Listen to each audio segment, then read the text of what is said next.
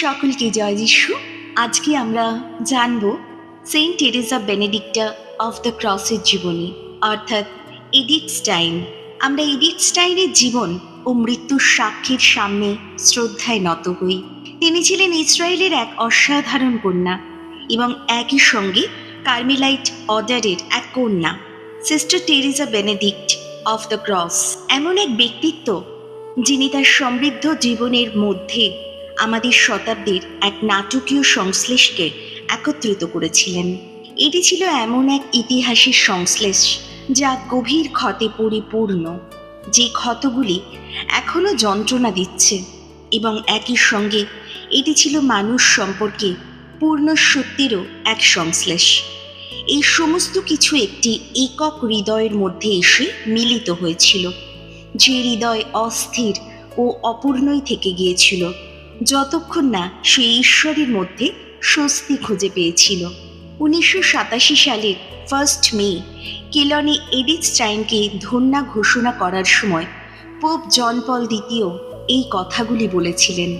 এর 11 বছর পরে 1998 সালের 11 অক্টোবর রোমে সেন্ট পিটার স্কোয়ারে তার ক্যানোনাইজেশনের ডিক্রি পাঠ করার পর তিনি ঘোষণা করেন, আজ আমি এই বিশিষ্ট ইসরায়েলের কন্যা এবং চার্চের বিশ্বস্ত কন্যাকে সমগ্র বিশ্বের সামনে একজন সাধু হিসেবে তুলে ধরতে পারছি।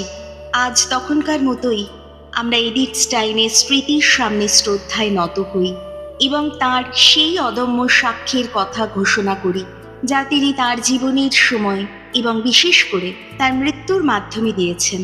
এডিথ স্টাইন 1891 সালের 12 অক্টোবর জার্মানির ব্রেসলাউতে একটি ধর্মপ্রাণ ইহুদি পরিবারে জন্মগ্রহণ করেন।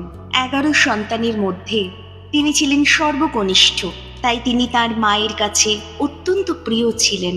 আর তার জন্মের দিনটি ইহুদিদের একটি অত্যন্ত গুরুত্বপূর্ণ ধর্মীয় উৎসব ইয়ম কিপুরের সঙ্গে মিলে গিয়েছিল বলে তিনি তার মায়ের কাছে আরও বিশেষ প্রিয় ছিলেন। ইয়ম কিপুর ছিল প্রায়শ্চিত্তের দিন, ডে অফ অ্যাটনমেন্ট। তার বাবা, যিনি কাঠের ব্যবসায়ী ছিলেন, এডিথ যখন মাত্র 2 বছরের তখন তিনি মারা যান। তার মা ছিলেন অত্যন্ত ধর্মপরায়ণ, পরিশ্রমী এবং দৃঢ়চেতা এক নারী।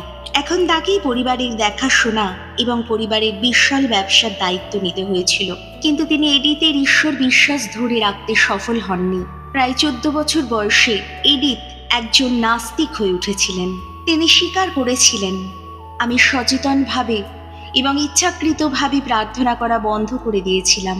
তিনি কেবল নিজের ওপর নির্ভর করতে চেয়েছিলেন এবং নিজের জীবনের সিদ্ধান্ত নেওয়ার ক্ষেত্রে নিজের স্বাধীনতা প্রতিষ্ঠা করতে চেয়েছিলেন। তবুও তিনি কখনোই নিরলসভাবে সত্যের অনুসন্ধান করা বন্ধ করেননি। সারা জীবন এডিথ একজন অসাধারণ মেধাবী হিসেবেই উজ্জ্বল ছিলেন। এমনকি মাত্র 4 বছর বয়সেও তার অসংখ্য প্রশ্নে তিনি তার কিন্ডারগার্টেনের শিক্ষককে ক্লান্ত করে ফেলতেন। তিনি শেখার নিখুঁত ভালোবাসা থেকেই পড়াশোনা করতেন। তার প্রকৃত আগ্রহ ছিল দর্শনশাস্ত্র, ফিলোসফি। 1913 সালে তিনি গটিগেন বিশ্ববিদ্যালয়ে ভর্তি হওয়ার প্রথম দিককার নারী শিক্ষার্থীদের একজন ছিলেন। সেখানে তিনি ফেনোমেনোলজির সুপরিচিত জনক এডমুন্ড হুসালের অধীনেই পড়াশোনা করতেন। এডিথ তার অন্যতম শ্রেষ্ঠ ছাত্রী হয়ে ওঠেন। হুসাল তাকে এতটাই সম্মান করতেন যে 1916 সালে তিনি এডিথকে ফ্রাইবুর্গ বিশ্ববিদ্যালয়ের তার সহকারী হওয়ার জন্য আমন্ত্রণ জানান। তার নির্দেশনায় এডিথ স্টাইন 1917 সালে 26 বছর বয়সে দ্য প্রবলেম অফ এমপ্যাথি বিষয়ে তার গবেষণাপত্র দেখার পর সুম্মা কুম লাউডে অর্থাৎ সর্বোচ্চ সম্মান সহ ডক্টরেট সম্পন্ন করেন। 1917 সালের নভেম্বর মাসে হুসার্লের আরেক সহকারী অ্যাডলফ রাইনাক মারা গেলে এডিথ তার তরুণ বিধবা স্ত্রী আনার সঙ্গে দেখা করতে যান। অ্যাডলফ এবং আনা এডিথের অত্যন্ত ঘনিষ্ঠ বন্ধু ছিলেন এবং তারা প্রোটেস্ট্যান্ট ধর্মমত গ্রহণ করেছিলেন। এডিথ আশা করেছিলেন যে আনা এই ঘটনায় সম্পূর্ণভাবে ভেঙে পড়ে থাকবেন, কিন্তু তার পরিবর্তে তিনি একজন বিশ্বাসী নারীর সঙ্গে সাক্ষাৎ করলেন। এডিথ বলেছিলেন, ক্রুশের সঙ্গে এবং যারা তা বহন করে তাদের যে ঐশ্বরিক শক্তি প্রদান করে তার সঙ্গে এটাই ছিল আমার প্রথম সাক্ষাৎ। এটাই ছিল সেই মুহূর্ত যখন আমার অবিশ্বাস ভেঙে পড়েছিল এবং খ্রিস্ট তার আলো আমার উপর প্রকাশ করতে শুরু করেছিলেন। ক্রুশের রহস্যের মধ্যে থাকা খ্রিস্ট। 1921 সালের গ্রীষ্মে এডিথ বার্গ জার্মানে কয়েক সপ্তাহ কাটান। তিনি সেখানে হেডভিগ কনরাড মার্টিউস নামের এক মহিলার গ্রামীণ বাড়িতে ছিলেন। তিনি ছিলেন হুসার্লের একজন ছাত্রী। এক সন্ধ্যায় এডিথ সেন্ট টেরেজা অফ অ্যাভিলার একটি আত্মজীবনী হাতে তুলে নেন। তিনি সারা রাত ধরে বইটি প্রথম থেকে শেষ পর্যন্ত পড়ে ফেললেন। বইটি পড়া শেষ করার পর আমি নিজেকে বলেছিলাম, এটাই সত্য।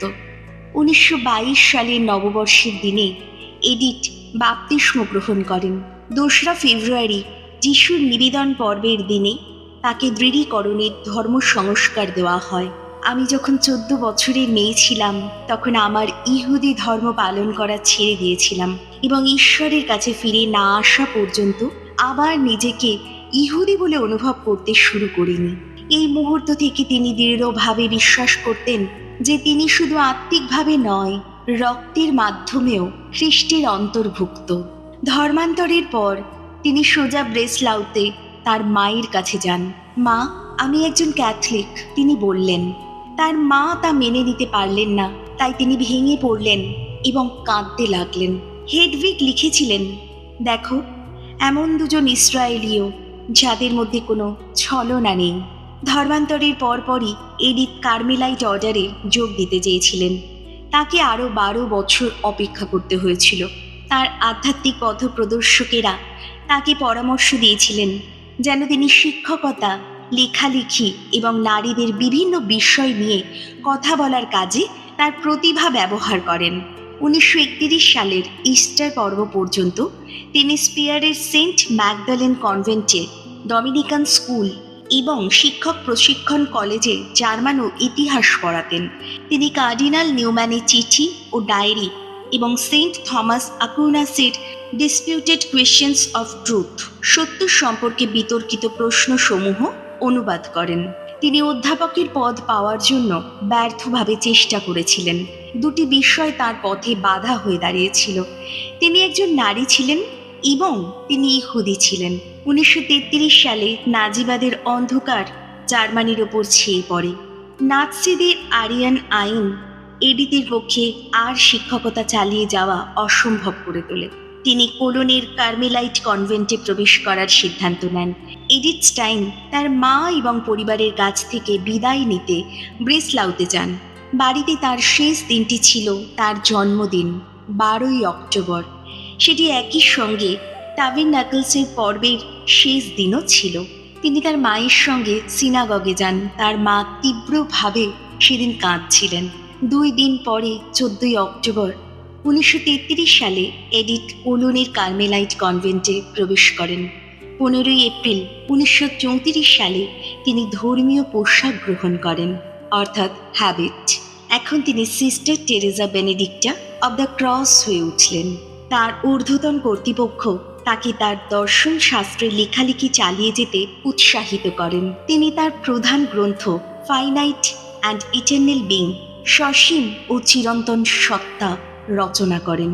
1938 সালের 21শে এপ্রিল তিনি যখন তার চিরস্থায়ী ধর্মীয় প্রতিজ্ঞা অর্থাৎ পারপেচুয়াল ভাউস গ্রহণ করেন, তখন তার স্মারক ছবিতে সেন্ট জন অফ দ্য ক্রসের এই কথাগুলি ছাপা হয়েছিল। এখন থেকে আমার একমাত্র আহ্বান হলো ভালোবাসা। তার শেষ গবেষণা কর্মটি এই সাধুর প্রতি উৎসর্গীকৃত এবং এর নাম the science of the cross, ক্রুশের বিজ্ঞান। 1938 সালের 9 নভেম্বর নাৎসিরা ইহুদিদের বিরুদ্ধে সর্বাত্মক নিপীড়ন শুরু করে। সিনাগগগুলি পুড়িয়ে দেওয়া হয় এবং ইহুদি জনগণকে সন্ত্রস্ত করা হয়। অন্য সন্ন্যাসিনীদের নিরাপত্তার জন্য এডিথ নিজেকে সীমান্ত পার করে হল্যান্ডের একটের কার্মেলাইট কনভেন্টে গোপনে পাঠানোর অনুমতি দেন। সেখানে 1940 সালে তার বোন রোজা তার সঙ্গে যোগ দেন। রোজাও ক্যাথলিক চার্চে প্রবেশ করেছিলেন এবং একজন সাধারণ বিশ্বাসী নারী অর্থাৎ লে ওমেন হিসেবে কনভেন্টে সেবা করতে এসেছিলেন। এডিথ স্টাইন ধন্য কুমারী মেরির সম্পর্কে লিখেছিলেন, ঈশ্বরের সামনে প্রার্থনা করা সমস্ত হৃদয় দিয়ে তাকে ভালোবাসা, তার পাপী জনগণের জন্য তার অনুগ্রহের আবেদন করা, এই জনগণের জন্য প্রায়শ্চিত্ত স্বরূপ নিজেকে উৎসর্গ করার মাধ্যমে এবং প্রভুর দাসী হিসেবে তার প্রতিটি ইঙ্গিতের প্রতি মনোযোগী থাকা, এটাই ছিল তার জীবন। প্রায় নিজের অজান্তে তিনি আমাদের তার নিজের জীবনের একটি অন্তর্দৃষ্টি দিয়েছিলেন। এডিথ প্রায় নিজের জীবন উৎসর্গ করেছিলেন যাতে ঈশ্বর তার ইহুদি জনগণকে তাদের দুঃখ কষ্টে সান্ত্বনা দেন এবং তাদের ক্যাথলিক চার্চের দিকে পরিচালিত করেন। 1942 সালের 2 অগস্ট গেস্টাপো এডিথ ও রোজাকে গ্রেপ্তার করে। 7 অগস্ট তাদের অন্যান্য ইহুদিদের সঙ্গে আউসভিটসে নির্বাসিত করা হয়। 9 অগস্ট তাদের একটি ভিড় ভরা গ্যাস চেম্বারে নিয়ে গিয়ে হত্যা করা হয়।